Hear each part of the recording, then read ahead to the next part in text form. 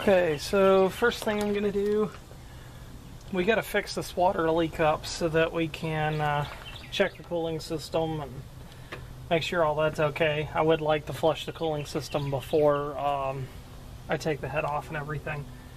So what I'm gonna do is I'm gonna go ahead and get it down to the thermostat, start taking things off to be able to change that water pipe O-ring. Okay, so we're gonna disconnect our cooling system.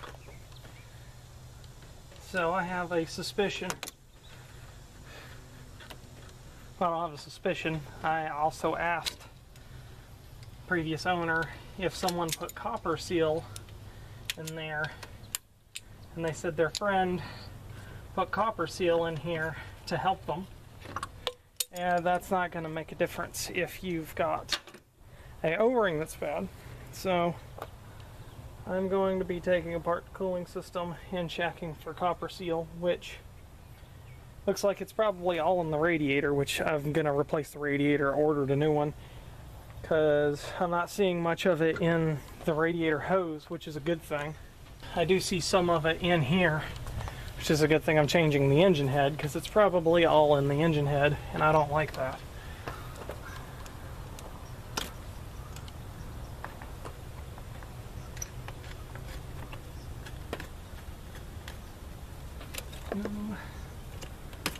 Go.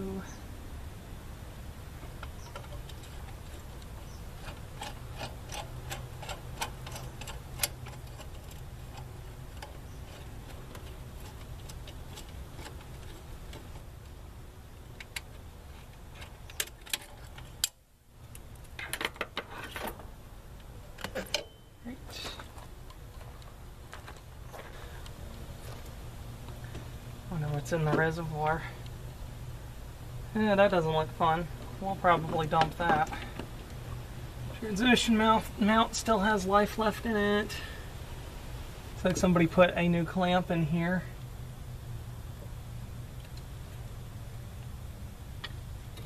Gonna unhook this so it doesn't get hurt. We'll move that out of the way.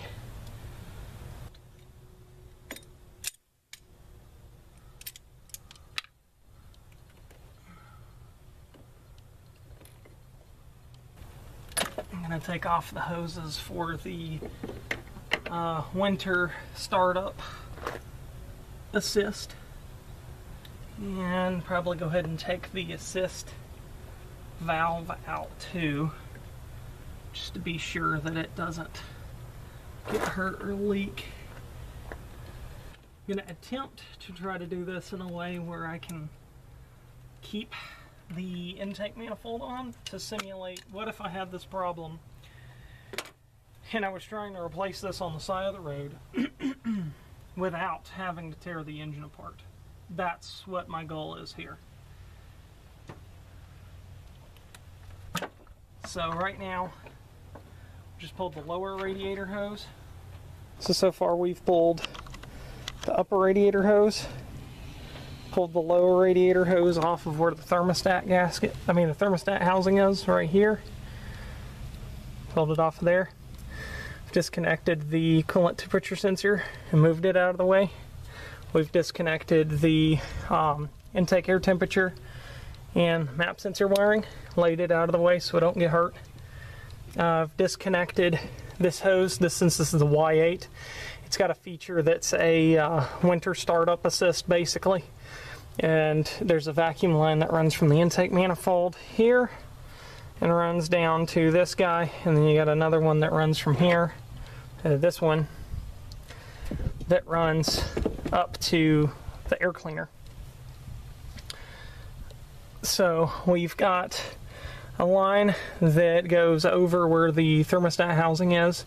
So our main goal is there's like a bolt here and there's a bolt on the bottom I have to get to unbolt this. So I need this hose out of the way, and I'm unclamping and I'm going to move this out of the way because this one is this hose. So we're going to get these extra hoses off and out of the way. That way I can unbolt this and take it off. I might have to remove this, which I can do with an adjustable wrench, and just take that off. This is what we're looking at now. We've got one ground to take off here, which is a 10 mil. And then we've got one mounting bolt here, and there's one right down here you can get to from feel. So that'll be what loosens it up, and then we should be able to pull it off, pipe and all. And if you ever do any servicing like this, where you take that ground loose, always check it and decorrode it. That ground goes to all sorts of stuff that likes to mess up whenever the ground gets corroded. Now it looks like the top bolt's in a really narrow position. You could use a small 3-inch extension to get it perfectly. I'm sure we could fit a ratcheting wrench or a regular, you know, closed-in wrench in here. Okay, so we've got the top one. Using the same approach, we're going to get the bottom one. Got it.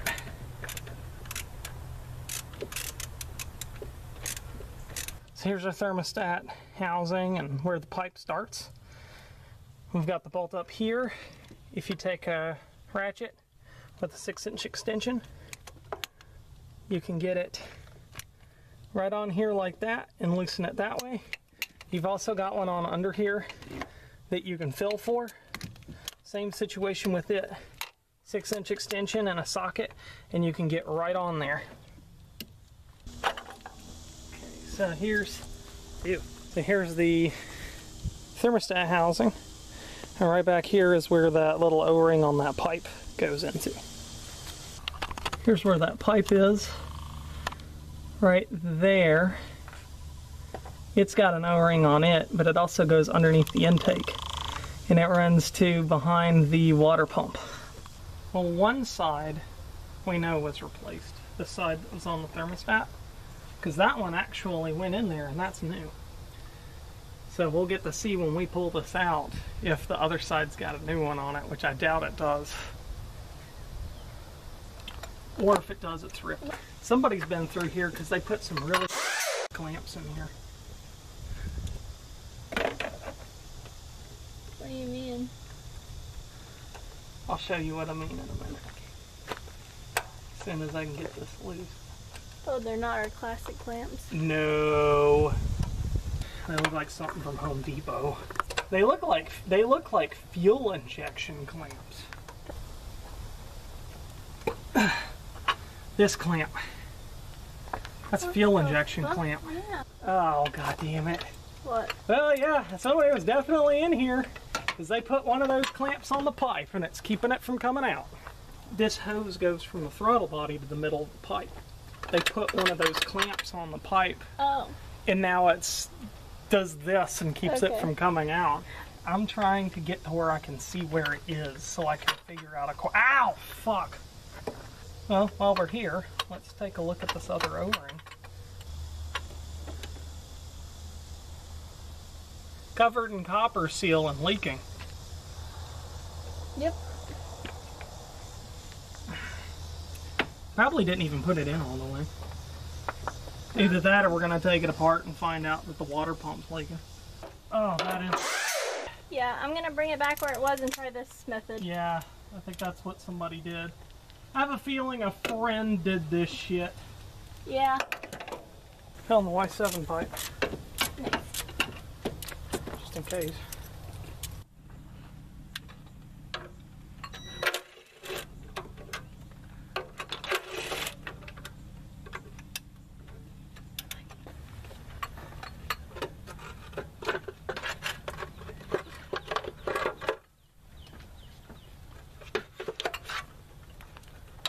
We're taking it all apart anyway. It's not worth it. See the giant black rectangle? Mm-hmm. That's the PCV unit. Behind that is a bracket that wedges that whole pipe on. There's no way to get it other than above or remove that. Let's see, red and yellow. Red, black and tan stripe. Blue and tan. Tan with black and white stripe.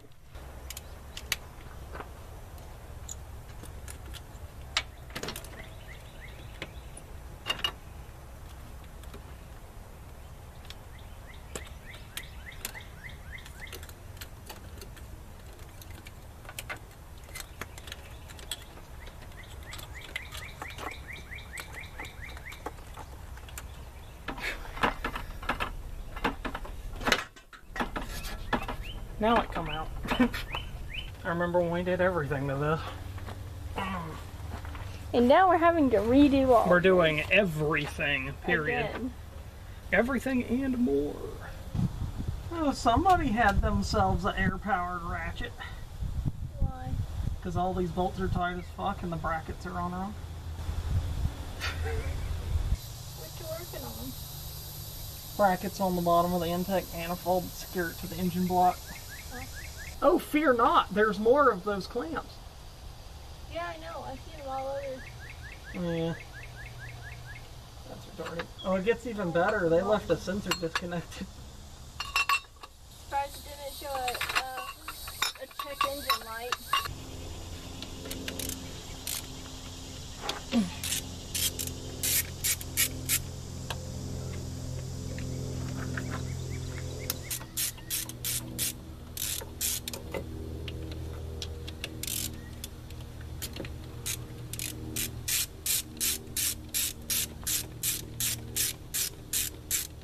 Oh, should I release the pressure on the gas tank?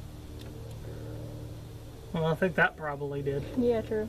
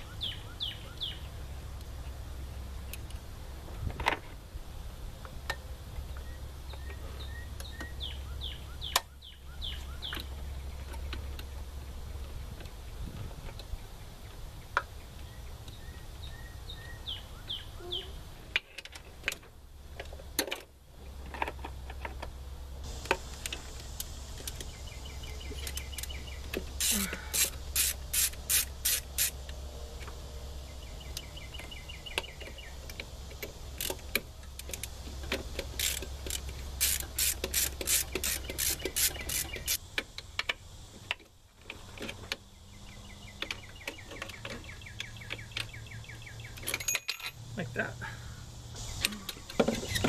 That looked pretty normal to me.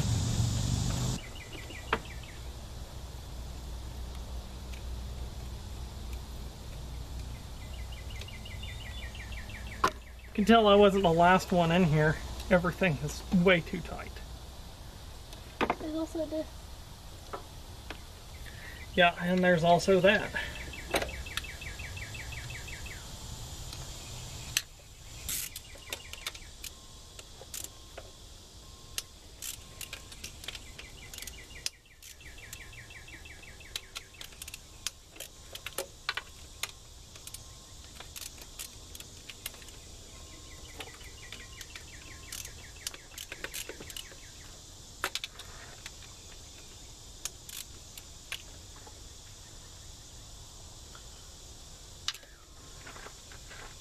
Yeah, and then there's that one right there.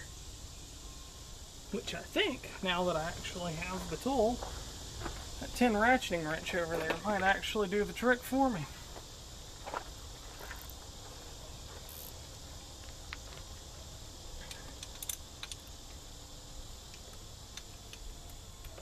Yeah. Until he said, oh yeah, that's a 12. I was like, then shouldn't you have tried to use a 12? Wait, what?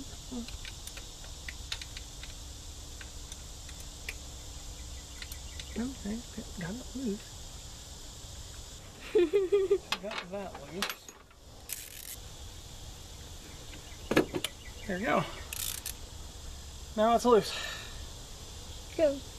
Okay, so somebody put on some killer clamps on the water pipe. So in order to get it off, we're literally having to go ahead and take it apart anyway, which we were having to do to replace the engine head. So I went ahead and took the exhaust manifold and the downpipe off and loosened up the intake where it's loose, but everything's still plugged up, so like dirt daubers and red wasps won't get in. But for the intake manifold, for taking off the bolts, you've got one like right here. These are all 12s. You got one here, one down here on the other side, multiple on the top, and then there's a hole right here where your PCV valve hose comes through. You can move that hose out of the way this way and get to it with a gear wrench. Okay, so we got the intake manifold off. There was nothing wrong with the intake. There was nothing wrong with the water pipe. On these, you have a water pipe that goes underneath the intake manifold on the back of the engine that go from up behind the water pump and run straight across over here, and then the thermostat housing hooks onto it. Looks like this. Has two O-rings on both sides and they plug in like that. And apparently if you look down, there's a hole right there. It goes into the back of the water pump, and if you look straight down it, you can see the condition of the water pump, and it does not look good. I'll throw a picture up on the screen of what the back of the hole looks like, because I can't get it on camera because it's too dark. Basically, right here. It was leaking from right here, and it was suspected that it was an O-ring, which I think it was, but I also think these water pumps seep when they break out of two holes on the side. There's one here and then one below here by the alternator. I think it was both the O-ring and the water pump. So we will tear in deeper and see what we find. Okay, so we removed the top of the head, the rocker arm assembly, and the camshaft. And when we got the cam out, there's all sorts of scoring on cam lobes. Real bad. So this cam is definitely shot. It's a good thing that I have another head to put on.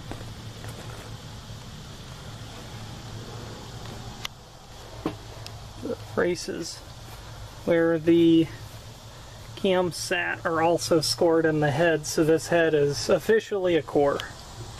Just pulled all the head bolts out and checked all of the threads, and every single one of their threads was good, which means we don't have a screwed up thread in the block at all, which means that a head swap is now in order, and the head should be able to go on there without any problems after cleanup.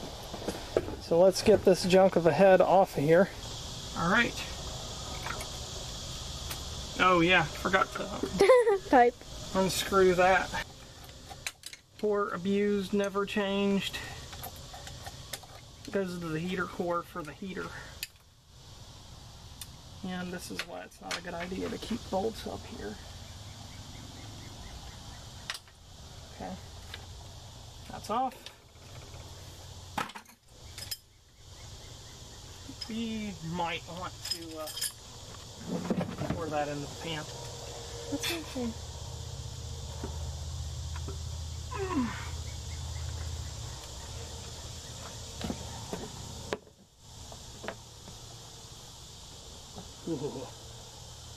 Ooh. That head is done. Yeah. It's a core. Need to get those dowel pins out.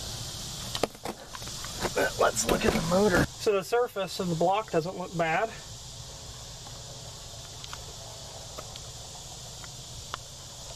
Pistons don't look too bad. They're dirty. The water jacket looks filthy because of all the copper seal and green shit that was ran through it. Other than that, it looks okay.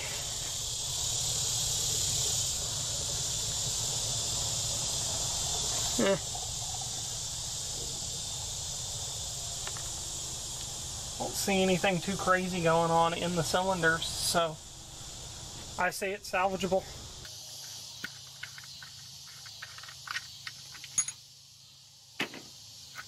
Yep, that's it.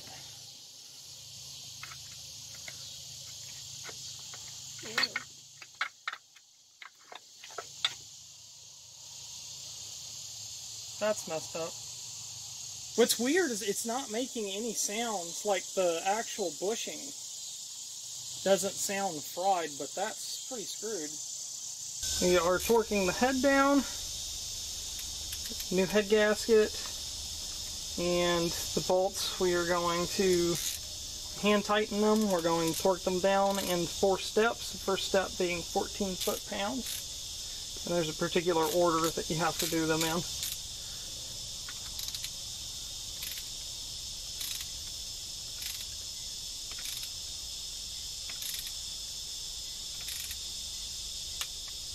There's one.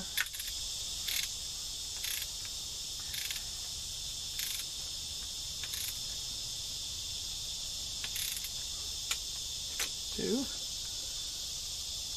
three,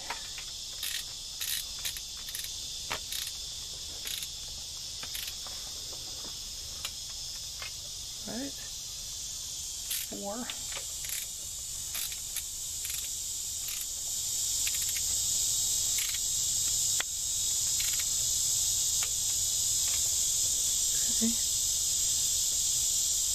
5.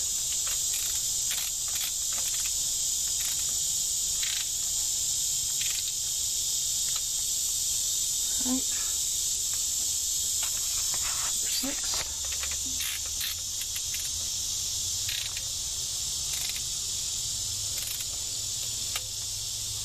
Right. 7.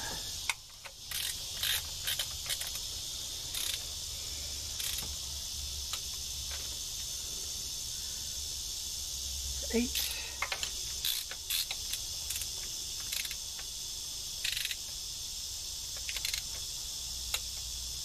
9.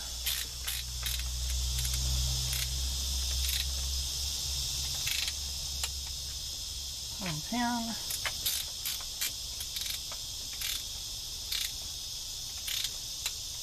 Alright. And moving up to 36 foot-pounds. Okay. And then 49 foot-pounds. And then re-verify on 1 and 2 for 49 foot-pounds.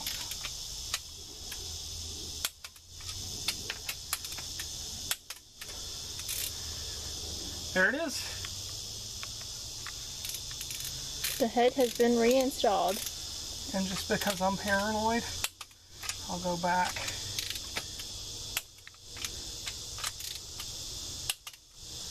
Make sure all of these are at 49 foot-pounds.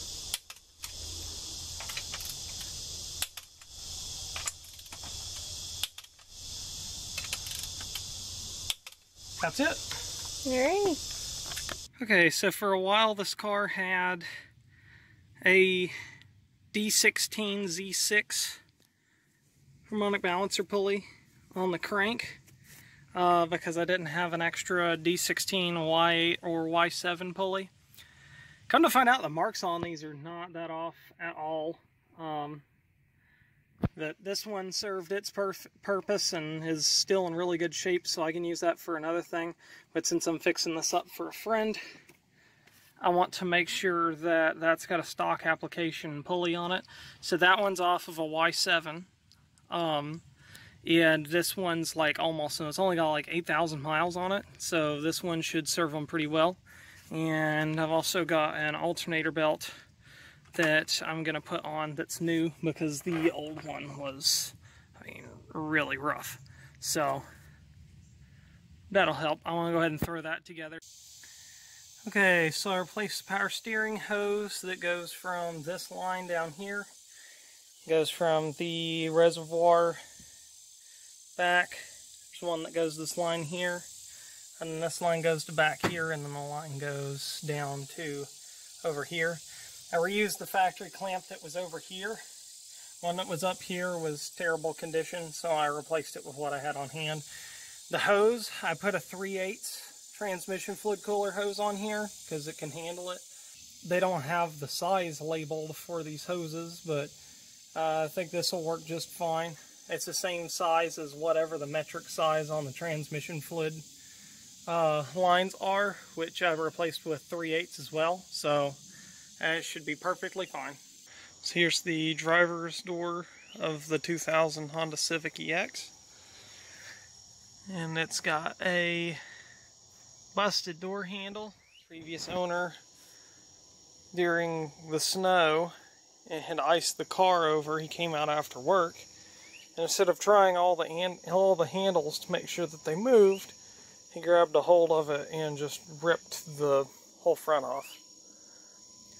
So we'll be replacing that because nobody wants to open their car like that. Screw that.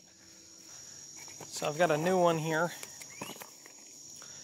It's this Cool View exterior door handle. Looks pretty good, which is interesting because we had to replace the passenger door forever ago. And it was black. Well, this one's also black. So now, the door handles will match, which is cool. So now we're going to take the old one out and we're going to put this new one in. Okay, so I just put the new door handle on. Real nice. Closes and everything, which is nice because I fought with this thing for a while because I know that the door's kind of beat up. But now it works.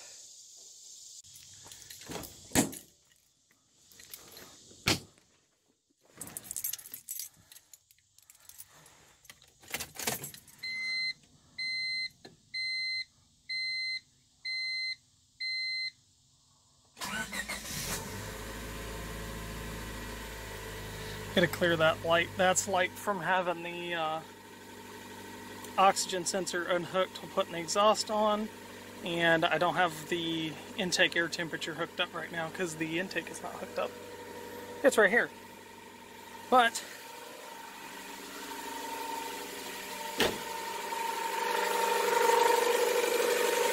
that's the engine.